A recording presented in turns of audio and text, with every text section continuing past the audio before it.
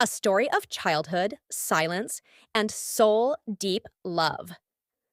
Amanda and Stephen had known each other for as long as they could remember. Their homes were side by side, their childhoods intertwined. They learned how to ride bikes together, painted their first pictures side by side, and cried over scraped knees on the same porch steps. Everyone who knew them saw how close they were. Their bond wasn't just friendship, it was something purer. Amanda was nurturing, soft spoken, and full of imagination.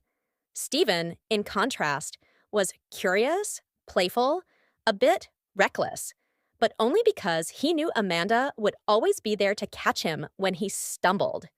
They were yin and yang, a balance the world rarely gets to witness so early in life. When Amanda's family moved to the other side of the city in 7th grade, it shattered both of them. They cried like children who had lost a part of themselves, because they had. But even distance couldn't break what they had. They stayed in touch, and their friendship never faded. If anything, it deepened with time. As puberty changed their bodies and voices, their comfort with each other never changed. Amanda's voice grew softer, her presence more graceful. Stephen, once a lanky boy, became stronger, his voice deeper. But the giggles, secrets, and unfiltered conversations remained. They could talk about anything, even topics that would make others uncomfortable. Stephen even tracked Amanda's period cycle for her because she always forgot. He recognized her PMS mood swings before she did. He cared for her like no one else. Everything shifted during their 10th grade farewell party. Stephen told Amanda that he was going to propose to one of their classmates, on stage, in front of everyone. Her world tilted. Something inside her snapped. She didn't understand the surge of emotions, rage, panic, heartbreak. She crushed the glass she was holding. Blood dripped down her fingers, but she didn't even feel the pain. Stephen saw her just as he was about to step on stage. He rushed to her, abandoning everything. She was crying, but oddly, smiling. He was confused. "Why are you smiling?" he asked softly. She didn't answer. She simply hugged him, her heart thundering in her chest. That night, Amanda lay in bed, questioning herself. Why did I stop him? Why did it hurt so much to imagine him with someone else? Why did I feel relieved when he chose me instead? And then quietly, gently, the answer came. Love. She was in love with Stephen, her best friend. But the fear of losing him was greater than the joy of loving him. So she said nothing. Stephen noticed the silence around that topic. During exams, he took care of her more than ever. He wouldn't let her lift a finger if her hand hurt. One day, he casually asked her, "What does your Prince Charming look like?"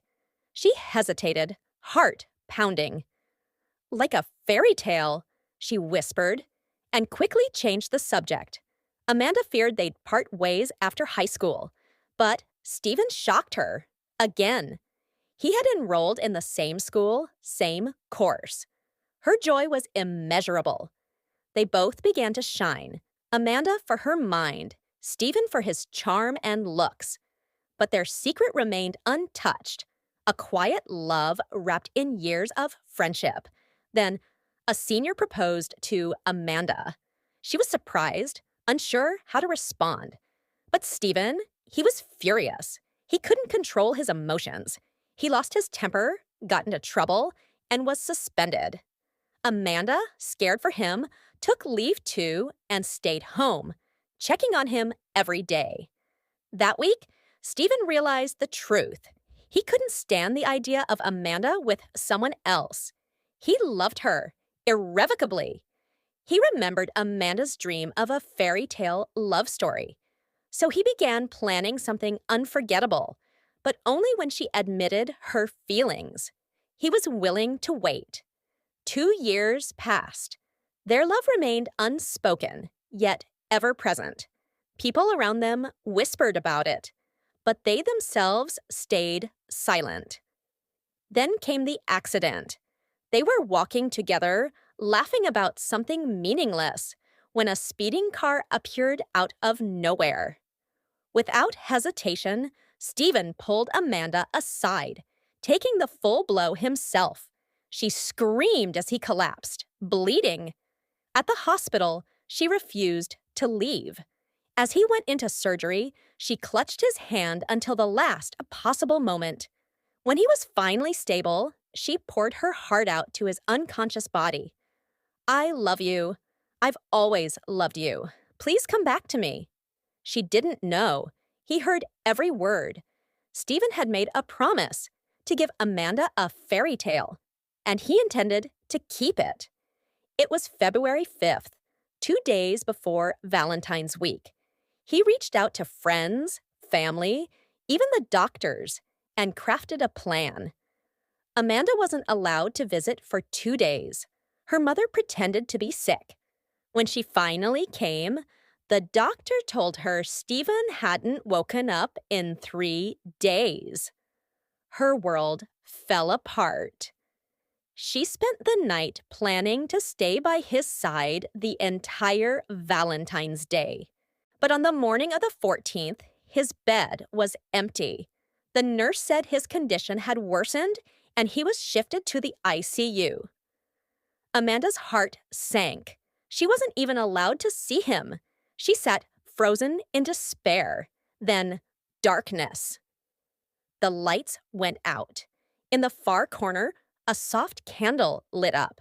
Stephen was standing there. Her heart nearly stopped. She ran to him, but the candle blew out. Before she could speak, a screen lit up behind them. Images from their entire life. Childhood, adolescence, school events, birthdays, late-night chats, stolen glances. Tears flowed down her cheeks. Then gifts appeared. Roses, chocolates, teddy bears, a handwritten letter from Stephen. One by one, they filled her hands. Finally, he stepped forward, dropped to one knee, and asked the question she had once only dreamed of. "Will you be the fairy tale I've always waited to write with you?" She said yes. As she embraced him, flowers rained from above. Time froze. Then he took off his shirt. Her name was tattooed over his heart. She broke down in tears. As she touched it, he turned around. There, on his back, was one of her earliest paintings, etched forever into his skin. Speechless, trembling, she looked into his eyes. He held her hand, and her fingers revealed her surprise. Stephen's name, tattooed delicately on her ring finger. 2 souls, 2 names, 1 love story. They weren't just best friends. They were always each other's forever.